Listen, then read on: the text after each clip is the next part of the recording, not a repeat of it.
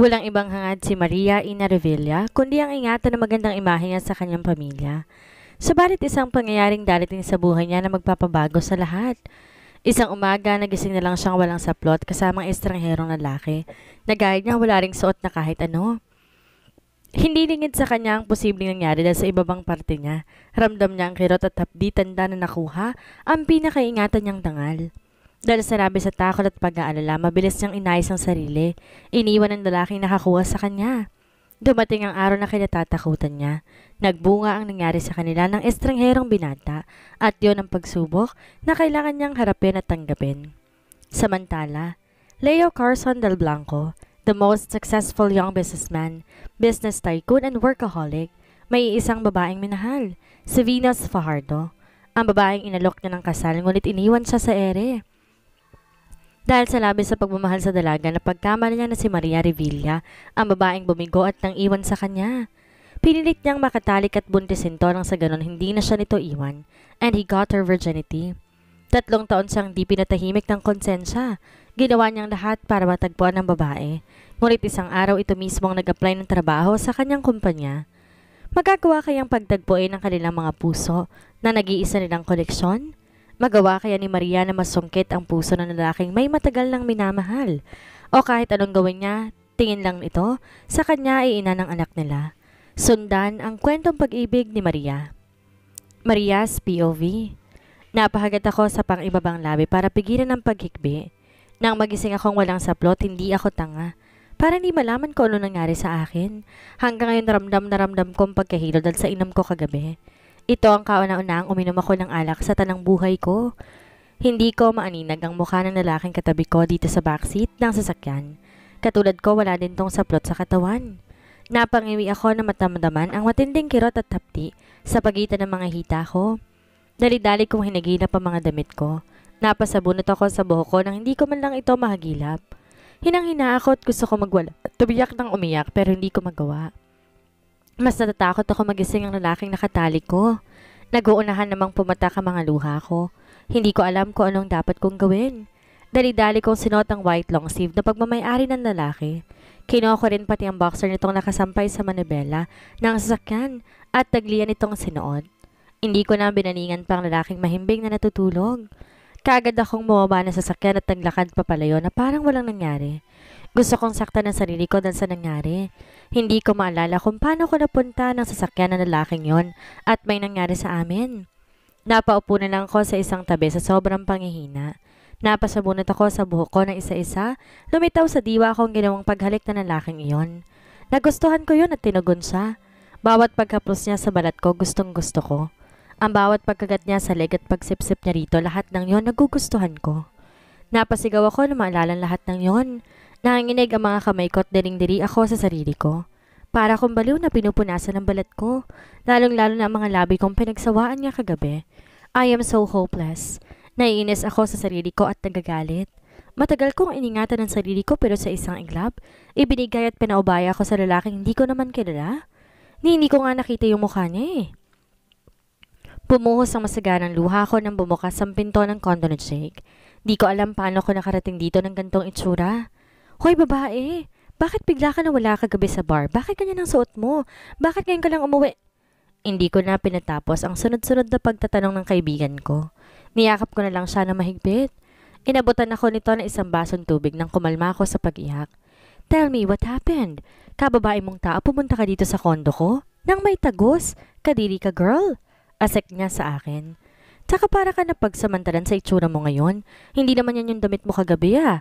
At bakit wala kang sapatos? Tingnan mo nga yung paa mo, sugat-sugat. Para akong bingi na walang naririnig sa sunod-sunod na tanong ni Jake. At wala din ako sa kanyang maisasagot. Sandali, dito ka lang muna. Kukunan lang kita ng damit sa unit mo. Rinig kong paalam nito. Nasa kabila lang ang unit ko. Wala akong ganang humiga sa sofa at mamaluktot. Muling nag-init ang mga mata ko na maalala ang nangyari. Madilim na sa labas nang magising ako.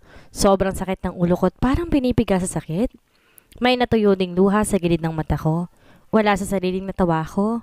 Akala ko panaginip lang yung nangyari sa akin. Totoo pala. Mukhang di na ako makakatakas sa problemang pinasok ko. Kailangan ko na tong panindigan. O, gising ka na pala. Alika na, ipagluluto na kita. Yaya sa akin ni Jake. Okay lang ako, hindi naman ako gutom. Tanggi ko. Narinig kong bumuntong hininga si Joel saka lumapit sa akin. Alam ko may problema ka. Kaibigan mo ko, pwede mo ako mapagkatiwalaan. Napahilot ako sa sentido ko. Nahiya akong ipagtapat ang lahat kay Jake. Sa huli, pinili ko pa rin sabihin sa kanya dahil sa pangulit niya. Huminga ako ng malalim bago naisipang magkwento. Hindi ko na naalala yung nangyari sa akin kagabi. Basta pagising ko na lang kanina nasa kotse ako at may kasamang lalaki. Pareho kaming walang saplot. Muling na nariwa sa isip ko ang nangyari kanina. Pagising ko. Hindi ko nakita ang mukha niya. Sobra ako nahilo kanina. At sa takot ko na baka magising siya, umalis ako kaagad. And he got your virginity, right? Now I know kung bakit ka may tagos. At hindi pa sa yung suot mong damit. Singit niya. Nagpapasalamat ako dahil hindi ako hinusgahan ng kaibigan ko. Wait, may ginamit ba kayong protection like condom? Bigla ang tanong ni Jake. Sunod-sunod ang pag-iring na ginawa ko habang nagiinit ang mga mata ko. Hindi ko alam, Jake. Lasing na lasing ako kaya hindi ko na matandaan. Humihikbing sabi ko. Kung ganun may posibilidad na buntis ka, paano't saan naman natin siya hanapin? Sunod-sunod pang tanong niya sa akin. Napahilamos ako sa aking mukha at tuminga ng malalim. I'm really sorry, Maria. Kung iisipin mo ako talagang may kasalanan, dapat kumain na lang tayo sa restaurant kaysa uminom sa bar na yun eh.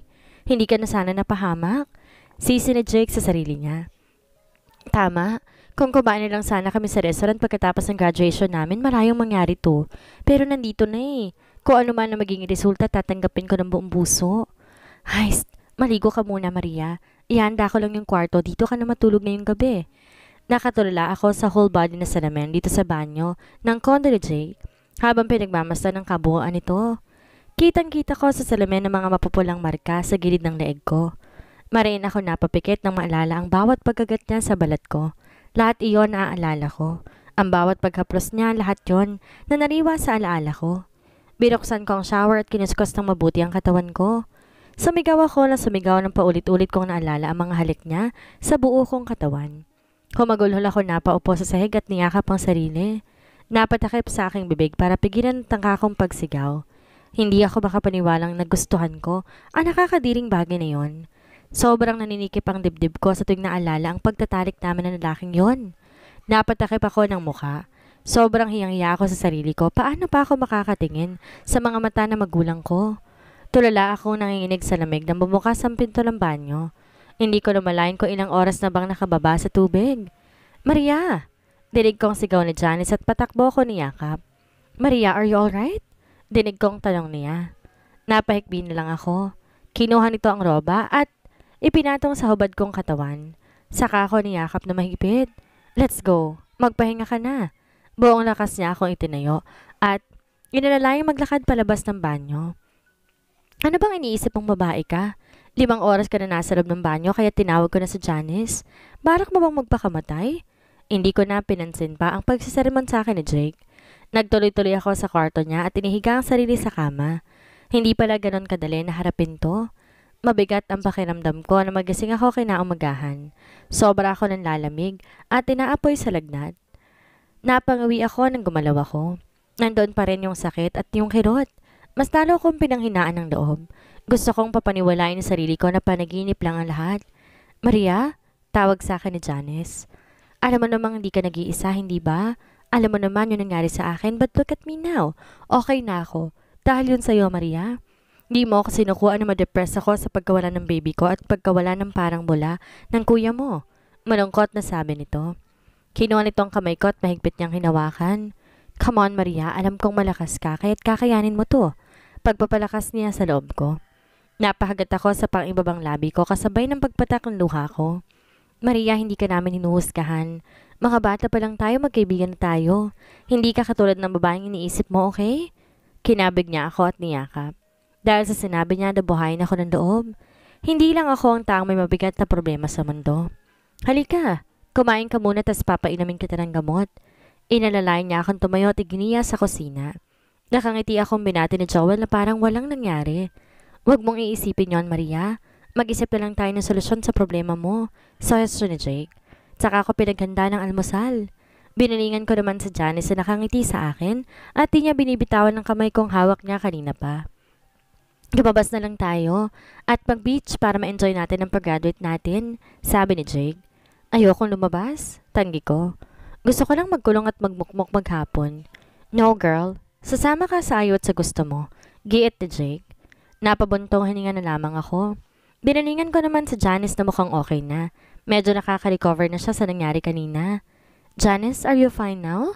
Tanong ko sa kanya. Humigpit ang pagkakahawak ito sa kamay ko at ginitian ako. Kailangan ko maging matapang para gayahin mo ko, aniya. Ano ba kayong dalawa? Wag naman kayong ganyan. Hindi ko na alam kung sino sa inyong una kong dadamayan at yayakapin eh. Pagmamaktol ni Jake. Sobrang sakit lang kasi. Parehas namin ginusto yung nangyari sa amin eh, pero bigla na lang siyang umalis nang hindi nagpapaalam nang malaman niyang buntis ako. Ayaw niya sa responsibilidad. Sobrang sakit kasi hindi niya ako nalamayan nung nawala ang baby namin. Tumulong duha ni Janice pero kagad din naman niya tong pinunasan. Kahit ako hindi ko rin alam kung saan nagpunta si Kuya Marco. Gusto ko siya sigawan dahil sa ginawa niya sa kaibigan ko. Napaka-selfish niya at walang paninindigan. Ramdam na ramdam ko yung sakit na pinagdaraanan niya. Kung tutuusin, parehas kami na sitwasyon ngayon. Kaya ikaw, Maria, kung may mabubuo man, please take care of your child kasi doble ang sakit pag nawala siya sa'yo. Baling sa akin ni Janice. Tinangoan ko naman siya. Di pa ako handang magkaroon ng anak pero kung yun ang mangyayari, hindi ko pa alam ang gagawin ko.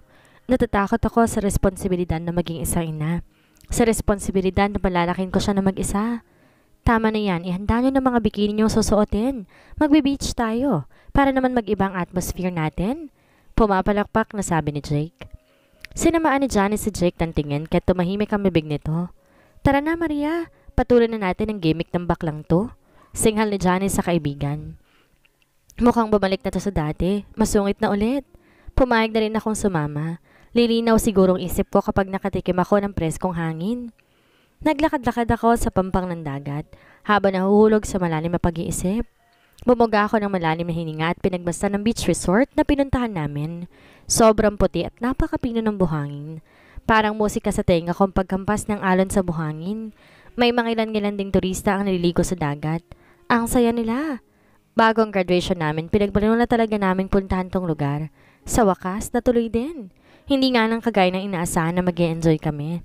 Napaka-relaxing ng view at sobrang sariwa ng hangin. Nakita ng sulok na mata ko ang munting duyan na nakatali sa pagitan ng dalawang puno. Naglakad ako papunta doon. Sinuot ko ang sunglasses ko na mapagdesisyonan kong matulog muna sa duyan kahit saglit. Sobrang nakakaantok ang paghampas ng hangin sa balat ko. Kailangan ko siyang mahanap, Ismael. I got her virginity for Pete's sake, kaya kailangan ko siyang panagutan. Biglang kumalabog ang dibdib ko. Napabalikwas nang marinig ang sinabi ng lalaki. Napalingali nga ako para hanapin na nagmamay-ari ng boses na iyon. Nakita ng pares ng mata ko ang dalawang lalaking nag-uusap sa hindi kalayuan. Pareho tong nakasuot ng shades kaya hindi ko makita ang mukha nila. Hindi lang pala ako nakuhanan ng virginity. Pakiramdam ko may naging karamay ako sa sitwasyong to. Hindi na ako nakikinig sa pinag-uusapan nila tungkol sa babaeng yon. Dali-dali ako umalis sa lugar na yon at bumalik sa cabin naming inupahan. Ano nga palang desisyon mo, Maria? Uuwi ka ba sa inyo? Tanong ni Janice. Oo, maikling sagot ko. Sure ka? Sasabihin mo ba sa kanila yung nangyari sa'yo? Binalingan ko naman si Jake na nagtanong sa akin. Hindi ko alam. Hindi nila ako pinalaki para magsinungaling at magtago na sekreto. Kilala nyo naman sila mama at papa, di ba? Sabay naman tumango sa Jake at Janice. Kung ako nasa kalagayan mo, Maria, magtatago na ako. May ideya na ako kung anong gagawin nila sa'yo kapag nalaman nila na ayoko mangyari sa'yo ang iniisip ko. Sabi ni Jake. Kahit ako, iniisip ko na din na magiging reaksyon ng mga magulang ko kapag nalaman nila. Ayoko mangyari sa akin yon. Buong buhay ko kasama ko mga magulang ko. Busog ako sa pangaral nila at hindi sila nagkulang sa pagpapaalala sa akin. Biglang tumulo ang luha ko at hindi ko na napigilan ang sunod-sunod na pagtulo nito. Di ako nakatulog sa dami ng mga iniisip na nagsusulputan sa utak ko. Pakiramdam ko kinakain ako ng guilt ko. Sa mga nakalipas na araw, mas lalo ako naging balisa. Lalo na't kinukulit na ako ni mama at papa na umuwi sa Laguna. Nag-iipon ako ng lakas ng loob na umuwi pero hindi ko pa talaga kaya. Maria, bakit putlang-putla ka? Nag-aalalang tanong sa akin ni Janice na makapasok siya sa unit ko. Wala lang to, Janice. Di kasi ako makatulog ng ayos itong mga nakarang araw kaya ganito ko. Sabi ko habang hinihilot ang sentido ko. Nagkaroon ka na ba ng period? Tanong nito. Tinignan ko siya at umiling. Alika na, magpa-check up na tayo. Yaya niya sa akin. Doon ako natauhan. Kumalabog ang dibdib ko at pinagpawisan ako ng malamig. Napahilamos ako sa muka at sunod-sunod na bumuntong hininga. Kalaunan pumayag din ako sa gusto ni Janice. Kinuhanan ako ng blood sample ng doktor bukod sa pregnancy test na binigay niya sa akin. Nawalan ako ng hininga na mag-positive ako sa pregnancy test. Sumubok ako at umaasa magne-negative ang resulta pero 2 kulay pula ang gumuhit sa PT. Napasandal ako sa malamig na pader habang hawak-hawak ang 2 pregnancy test. Dumating na ang kinatatakutan ko. Maria, anong resulta? Bungad sa akin ni Janice nang lumabas ako sa banyo. Hindi ko na sinagot ang tanong niya. Ibinigay ko na ang hawak ko at okay ka lang, my dear? Tanong niya pa sa akin. Umiling ako sabay ng pagturo ng duha ko. Niyakap niya naman ako. Ayaw mo ba sa resulta? Tanong niya. Hindi ko alam, Janice. Sobrang gulong-gulo ko. Humihikbing sabi ko. Miss Revilla, pinapatawag po kayo ni doktora. Lumabas na raw po ang blood test mo. Sabi sa akin ng nurse. Sumunod naman ako dito. Kamusta ka, Miss Revilla? Nakangiting tanong sa akin ng doktor. Sumunod naman ako dito. Tinanguan ko lamang ito at tumupo sa visiting chair, nakaharap ng kinaupuan nito. Kunin mo to, tradisyon ko na yan. May inabot ito sa akin na maliit na kahon. Para po ba sa akin to? Tanong ko. Ngumiti naman at tumango ang kausap ko. Dali-dali ko namang binuksan ng maliit na kahon. Pakiramdam ko ay niaplos ang puso ko nang tumambad sa akin ng maliit na sapatos na kulay puti. Congratulations, Miss Revilla. Alam ko magiging mabuti kang ina sa magiging anak mo. Nakangiting sabi nito. Hindi ko alam kung ilang minuto ako nagtagal na katulala sa sapatos na hawak ko. Halo-halo emosyon ang nararamdaman ko. Alam ko sa sarili ko hindi pa ako handa. Sobrang takot ako pero sinasampal na ako ng katotohanan. Kung di dumating si Janice at niyaya kong umuwi, hindi pa ako tatayo sa kinaupuan ko. Janice, sa park muna tayo saglit. Walang ganang sabi ko. Nang matanaw sa di kalayuan ng park, sinamahan niya naman akong maglakad papunta sa park na maraming batang naglalaro. Umupo kami sa bench at malayong napagmasdan ang mga batang naghahabulan kasamang mama at papa nila. May ilan-ilan ding pamilyang nagpipiknik. Nang napahaplos ako sa manipis kong tiyan at tumingala ako sa kalangitan na sobrang asul na asul ang kulay. Maria, untag sa akin ni Janice. Hindi mo ba hahanapin ang daddy ng anak mo? Tanong niya sa akin. Hindi ka ba nainggit sa mga batang yan na kasama nila ang mama at papa nila? Sinundan ko ang mga mata ni Janice kung saan to nakatingin. Hindi na. Okay na ako sa anak ko. Sagot ko. Bumuntong hininga naman to at inakbayan ako. Kaya mo yan, Maria. Hindi ka na mag-iisa ngayon. 2 na kayo. Bulong niya. Ngumiti naman ako at tumango. Nagdesisyon na akong uuwi sa amin at tatanggapin ko ang anumang sasabihin sa akin ng pamilya ko. Tama. Kailangan ko na tong harapin. Hindi na ako nag-iisa ngayon. 2 na kami ng baby ko. Gusto mo bang samahan ka namin ni Jake? Kahit kami maghatid sa'yo sa Laguna. Pag-uwi namin ni Janice, tinawagan ko na rin si mama at papa na uuwi na ako. Sobrang tuwa nila. Magkakaroon na raw kami ng kaunting salo-salo pag-uwi ko. Katulad nga sinabi ni mama at ni papa. Salubong nila ang pagdating ko. May malaking tarpaulin na nakasabit sa gate namin at may nakasulat na congratulations, Maria Ina Revilla, Bachelor of Science in Tourism Management, at sa baba may nakasulat na cum laude. Wow, ang ganda mo! Bulalas ni Jake na makitang malaking picture ko sa tarpaulin, suot ng itim na toga. I am so proud of you, anak. Inalikan ako ni mama sa pisngi at niyaya niya kaming kumain. Bumati din sa akin ang ilang kaibigan ni papang politiko. Ipinagmamalaki ni papa na nag-graduate ako with flying colors. Sobra ako nagigilty. Gustong gusto ko nang aminin sa kanilang lahat pero hindi ko magawa. Sobrang saya nila at ayokong sirain yon. Congratulations, my dear sister. I am so proud of you. Bati sa akin ni Kuya Marco at saka ako hinalikan sa sentido. Napaiwas ako ng tingin sa kanya na mapansing na pa ako ang mga mata niya sa mukha ko. Are you okay? You look pale. Tanong niya. Di na ako nakaiwas nang hawakan niya ako sa pulsuhan. Lumukob ang kaba sa dibdib ko nang tingin ako nito na makahulugan. Halika, mag-usap tayo. Dinala niya ako sa kusina at pinulsuhan ako ulit. Nagulat ako nang hawakan niya ako sa magkabilang balikat at tinitigan ako sa mata. Maria, huwag kang matakot sabihin sa akin ang totoo. Tandaan mo, kakampi mo ko. Aminin mo sa akin ang gusto mong aminin. Napayoko ako at di ko magawang tumingin sa mga mata ni Kuya. You're pregnant, right? Inunahan niya na ako magsalita. Wala ko may tatago sa kanya. Magaling siyang doktor. Sunod-sunod ang pagtangong ginawa ko sabay ng paghikbi ko. It's okay, just relax. Bulong niya sa akin saka ako niyakap. Napahagulol ako sa bisig ng kuya ko. Ilang minuto nang umalis si kuya pero natili ako nakatayo sa kinatatayuan ko. Hinayaan ko lang tumuro ng tumulong luha hanggang sa maubos na. Maria, girl, okay ka lang ba? Untag sa akin ni Jake. Alam na ni Kuya Marco na buntis ako. Bulong ko. Nagulat naman sila ni Johnny sa sinabi ko. Paano? Inamin mo sa kanya? Sabay na tanong nilang dalawa. Hindi. Inawakan niya yung pulso ko. Buntong hiningang sagot ko. Inabutan naman ako ni Janice ng tubig at pinaupo sa upuan. Ano nang plano mo? Nag-aalala lang tanong na Jake. Huminga ako ng malalim at umiling. Halika na, magpahinga ka na. Namumutla ka na oh. Inalalayan ako ni Janice sa tumayo at sinama na ako sa kwarto ko.